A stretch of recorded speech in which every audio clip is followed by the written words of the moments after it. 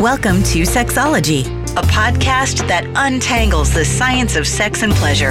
And now, with this week's episode, your host, clinical psychologist, Dr. Nazanin Moali. Hey there, welcome to another episode of Sexology Podcast. I'm your host, Dr. Nazanin Moali. Today, I wanted to start the show by saying how grateful I am for every single one of you guys that are tuning in to this show and listening to this podcast. This show grew tremendously in past few months, and I have you guys to thank for that. Thank you so much for sharing it in your social media, also writing thoughtful reviews.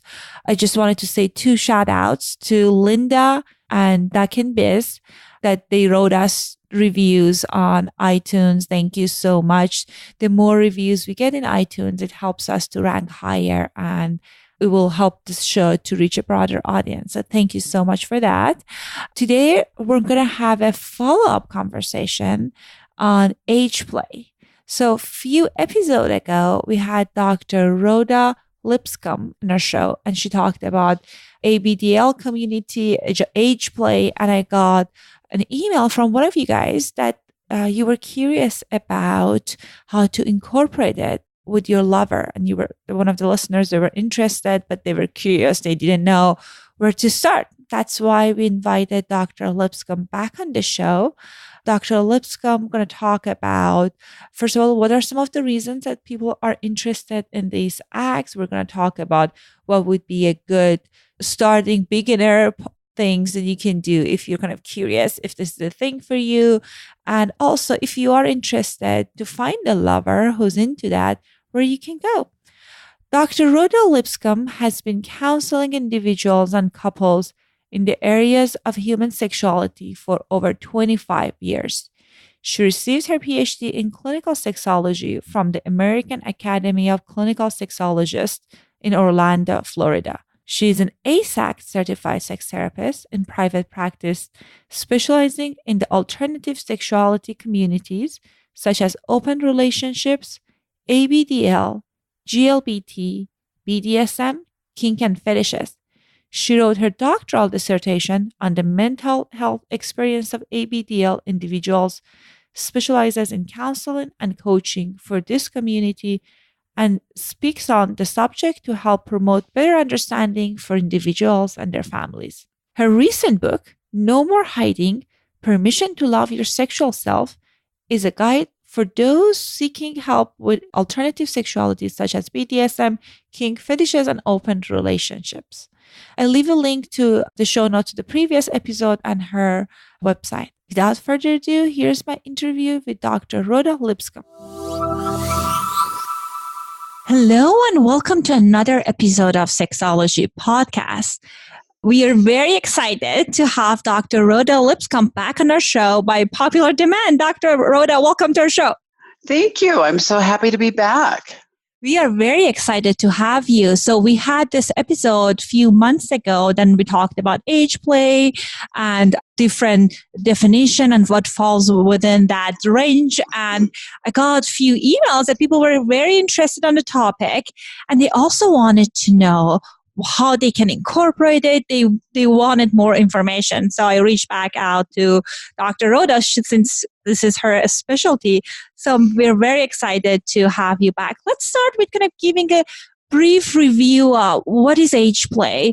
And let's talk about what are some of the reasons that people find themselves attracted to these things. Well, age play is a large umbrella term. So age play can mean many things. It can be many different things to different people.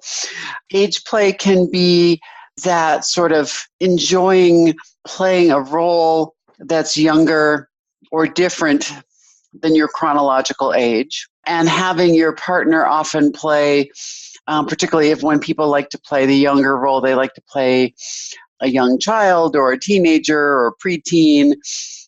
They like their partner to kind of play the parental role, the mommy, the daddy role, babysitter role, things like that. Now, some people may enjoy doing age play with their partner and they both enjoy the age play part. And so they may instead of one of them being the older person, they may have sort of more of like a sibling or a friend relationship going on in their age play. So it can mean many different things. For some, it's part of the larger adult baby diaper lover, what's called ABDL community, which can be more involved and involves a lot more things. But age play isn't necessarily part of the ABDL community, though it often can be. So it can be confusing when people say they're into age play. That I often tell people, you need to make sure you really clarify what that means to the person, because sometimes it can be very sexualized play, and other times it can be not sexualized at all. So it runs the gamut. Fascinating. And as we were talking about it, and I know we mentioned it in the previous episode, that I just want to emphasize, these are adults playing these roles. These are consenting adults. So they're all consenting adults. There's no one is actually underage. I know it appears very straightforward, but it's important to highlight that. It is. Yes. And if you guys want to understand more about this specific topic and ABDL community, definitely check out our interview with Dr. Rhoda. I'll put it on the show notes. But I wanted to kind of move into how we can incorporate it in the relationship. As many of you might think, I would imagine it's not one of the things that's kind of portrayed as a common act.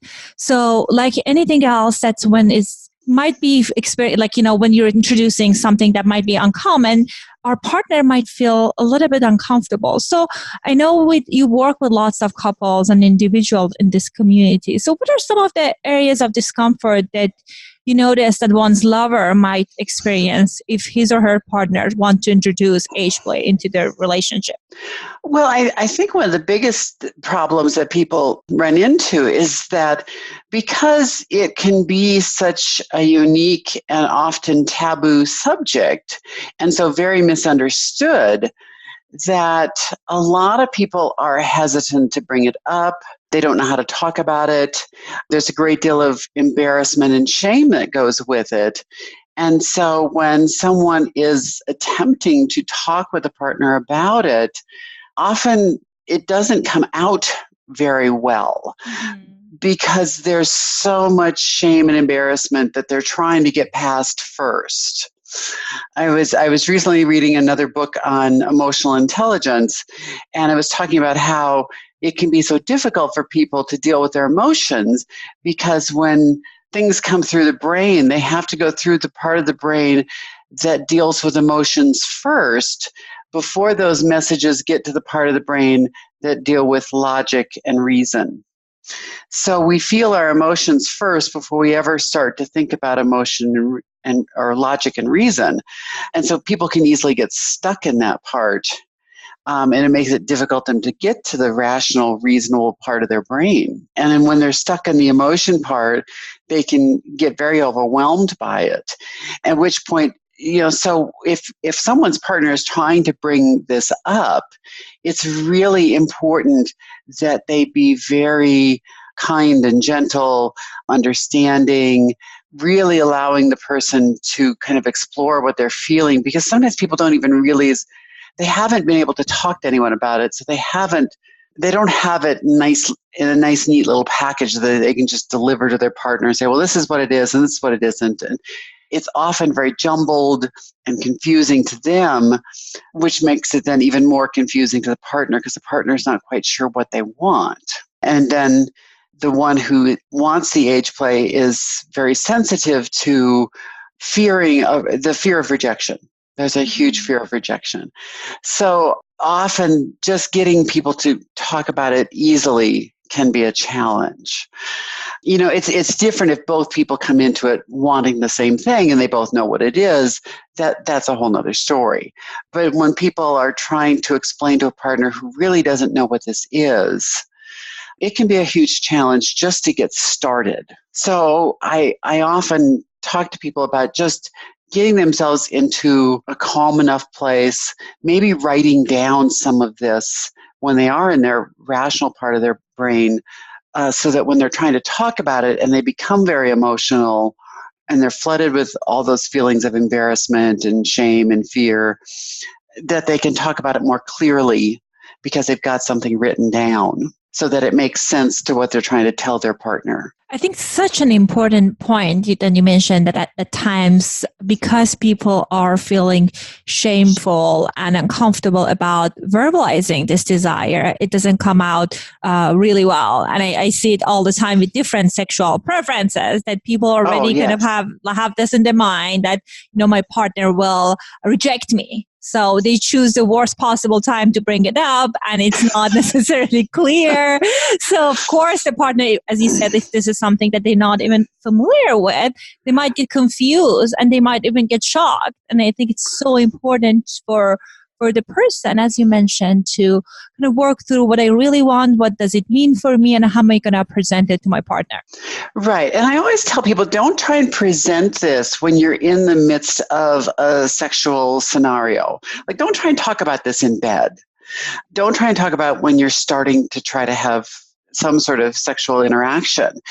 Talk about it over breakfast, talk about it over lunch, talk about it when you're both dressed, you're feeling less vulnerable, and you can be a little bit clearer about it rather than trying to do it in the moment. I've had people who've told me that they tried to talk to their partner about it by suddenly jumping out in a diaper and startling their partner, who had no idea what the person wanted, what this was all about. And obviously that didn't go well. Right. Yeah. But it's what we do when we're young and we don't know how to talk about these things. And so it is very important to have a safe space to talk about it ahead of time. Absolutely. And our erotic templates, I always talk about how it's like our fingerprints. It's very different. So if our partner is into age play, is it possible for us to learn to enjoy this, even if it's not part of one of our main turn-ons? Oh, absolutely. It's certainly possible for partners to find parts of it that they enjoy, or sometimes that they just even enjoy their partner's enjoyment. And again, it depends on how often this is coming out. Is this an occasional thing? And so if the partner who's not as into it can enjoy it as this kind of occasional different flavor that they play with. It also kind of depends on the partner themselves and how open they can be with their sexuality. Unfortunately, for a lot of people, sexuality has to be very rigid and done in a certain way, in which case that's probably not a partner who's going to be very open to this, because they expect that sex has to be a certain way because of the way they were raised. So a partner like that is probably going to have much harder time being flexible than someone who is much more willing to try different things and try them on. Now, some people really enjoy, if their partner likes them to be playing that more parental role, some people can enjoy that, especially just from time to time. They might enjoy playing the mommy or the daddy, whether it's sexualized or not. I've talked with people at the various conferences that I've spoken at, and a lot of times the people who are in those mommy daddy roles talk about how much they enjoy seeing that level of childish joy from their partner.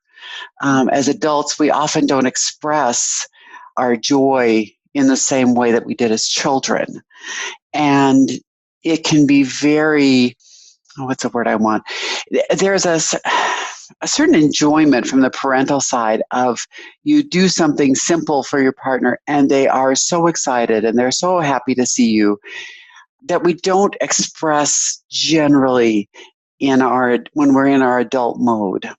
That people, when they can be in a more kind of childish mindset, are able to express. And a lot of times the people who play the mommy daddy roles really enjoy that sense of excitement and love that they get from their partner when they're in that child mindset. So there are a lot of things that people can get from it. And I think, as you said, it's coming from like maybe if kind of place of open-mindedness and people kind of experimenting about if this is something, it's a maybe for me. I know that we all have our hard lines, that there's things that are absolutely no, but there are Right. things that might be a maybe. Right. And sometimes you don't know what you're willing to be comfortable with until you try it. Mm-hmm. And sometimes we're much more willing to give things to the person that we love and adore rather than if it was not that level of a relationship.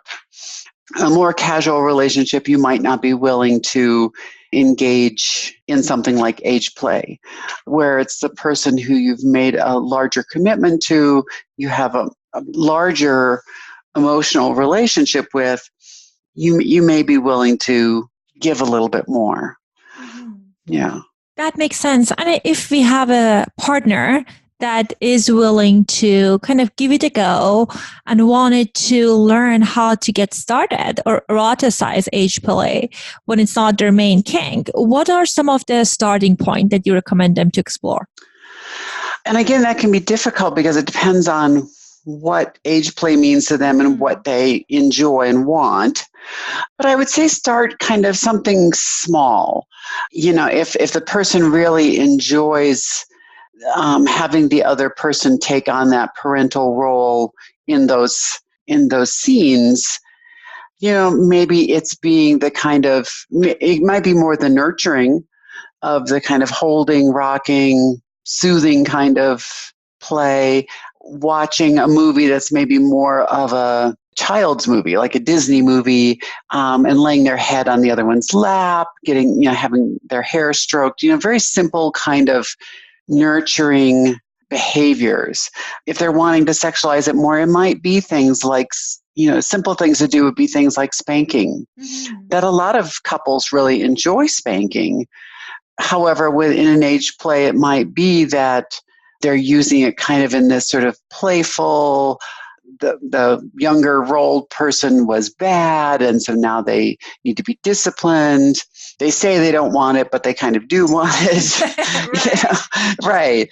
You know, it's kind of little simple ways of playing with the roles that can be easy to start incorporating and see how that feels for the people involved before maybe you get into larger areas, you know, if you want diapers involved or a lot more things like that. Or sometimes it can even just be using things like bondage where the one person then is giving up control to the other and letting them have control of the sexual play because they're handcuffed to the bed or whatever. Right. And I hear that you can kind of like from what you're sharing with us, that's possible that you connect it to something that you find as a turn on. So if you are into BDSM, but not necessarily age play is the main thing, maybe you can kind of incorporate that as part of the scene. Absolutely. And a lot of times those things overlap. There's a lot of people who are into age play as well as other types of kinks and BDSM. And so they're not necessarily these nice, clear-cut, oh, I'm only into this and not this. Oftentimes there's overlap between these different things. So people who are into age play may also be into BDSM and other types of kinks. So they're very easy to incorporate the different aspects of it, which then can help the partner who maybe the age play part isn't as strong for them, but some of the other things are stronger. So it gives them something more of what they're into as well. And from what you were sharing with us earlier, I was thinking, as you mentioned, that it might be easier if we're starting small and we're starting with like kind of a more scenarios that we have more control over the beginning and end. Like if we're watching the movie, then we know that it ends when the movie ends. Right. Yeah. And that you've got a way of it being kind of in this space. I think sometimes one of the biggest fears for the person who's being introduced to the age play is, you know, where is this going to lead? Too many people, unfortunately, have seen these very sensationalized shows on different channels where you have the adult babies who want to do this 24/7 and want someone who will take care of them. And they always want to be in the baby role, always want someone who's feeding them, changing their diapers. And that's exhausting. And not a lot of people want to take on that much. They may be fine with a partner who it's a smaller part of their relationship, but they're fearful of it becoming this thing they saw on TV, and right. and those are rare cases of people who even want it to be 24/7. And then for it to actually be able to happen is even rarer because, if they're going to do that, let's face it, you've got to have a lot of things in place. You've got to have a person who wants to take on that role. Even people who have biological children and go through that phase of infancy and toddler where it's very work intensive. It's temporary. Mm-hmm. You're going to get through this and the child's going to grow up and be more independent. So to have a partner who wants to remain in that state would be exhausting. Mm-hmm. And so very few people really are willing to do that, not to mention just the financial aspect of it. Now if you're taking care of your partner full time as a adult baby, where's the money coming from? That's a good point.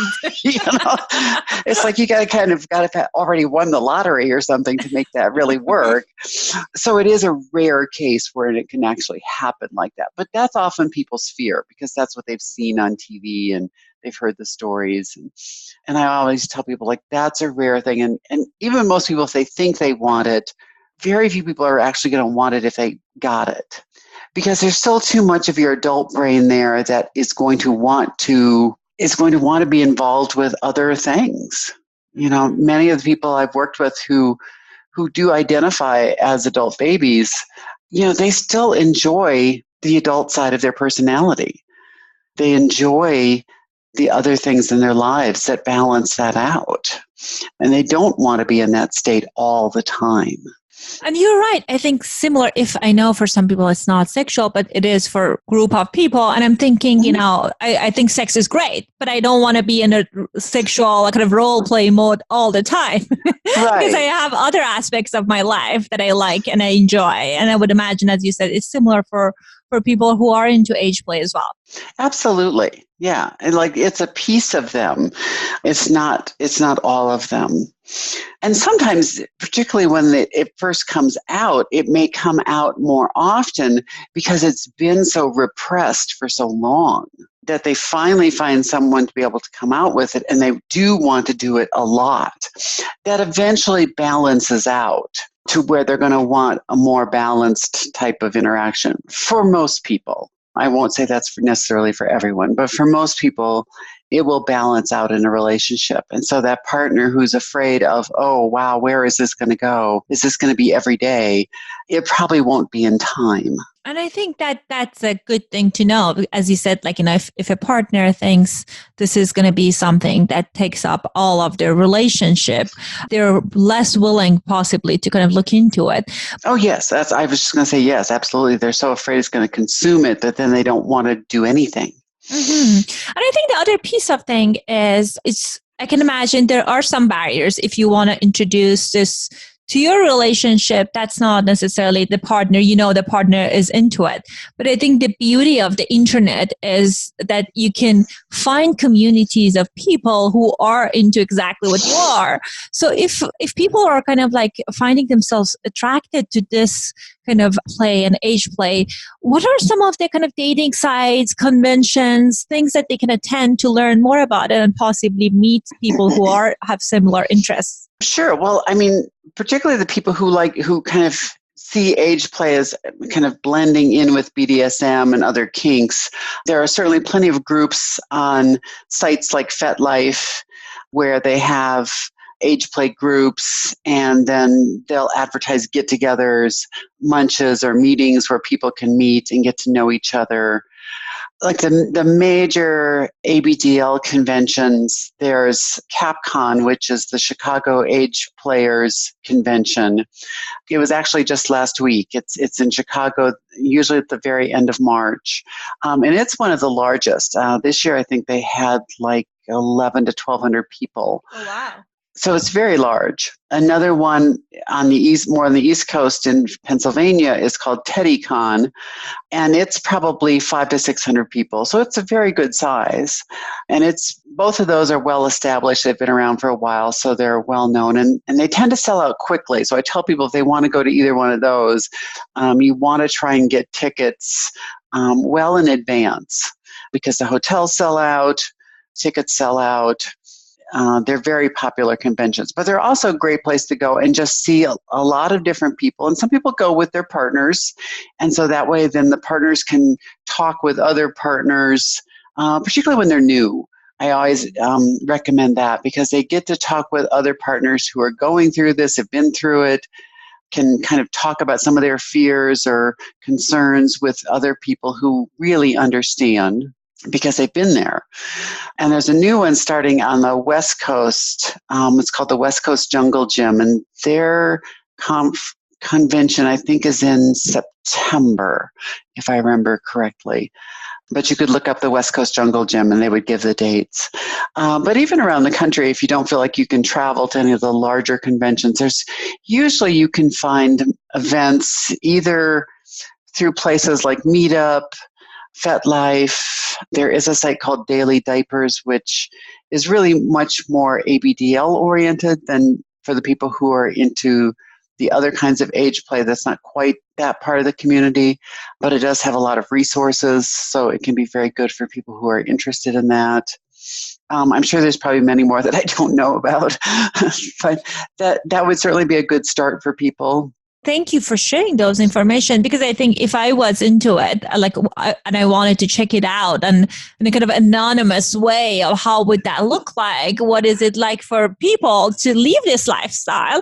I would want to go to a convention, especially the big one, so I can kind of observe how is it to be in this community. Right. Yeah.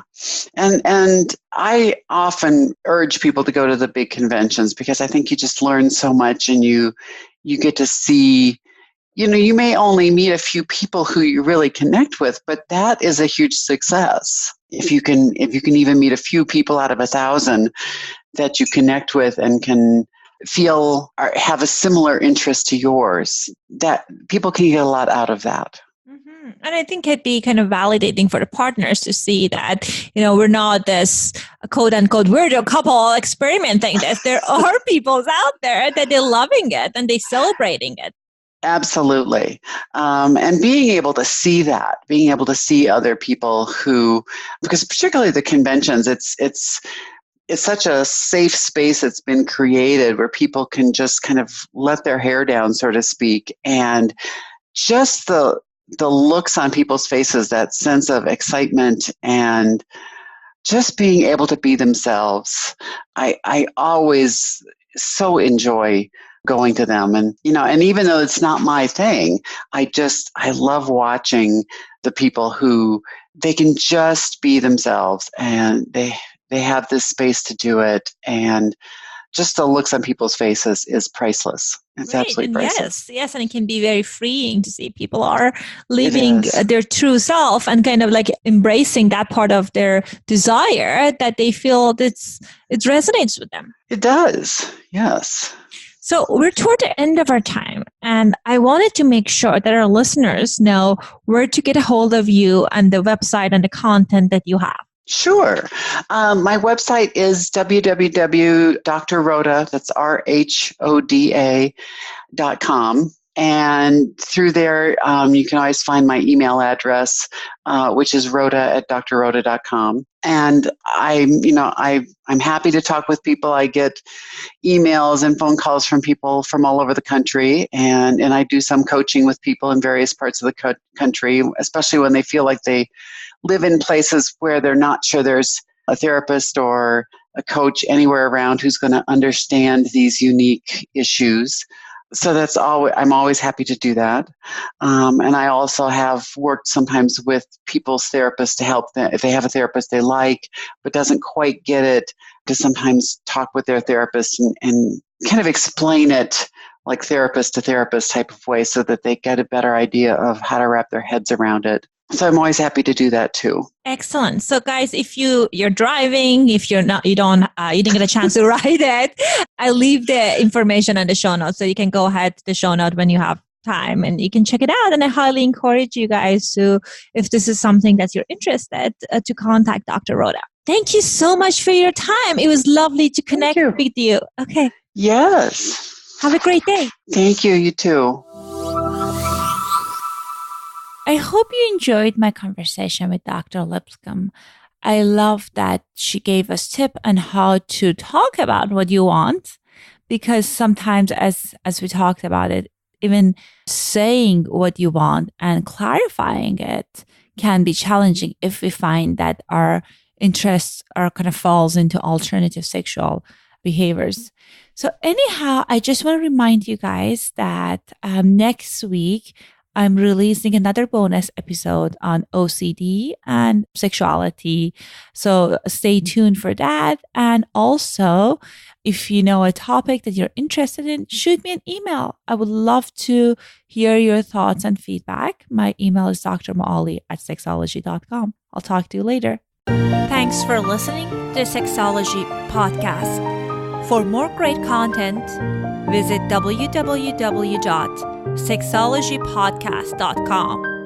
Please be advised that information presented on this podcast is not a substitute for seeking help from a licensed mental health provider.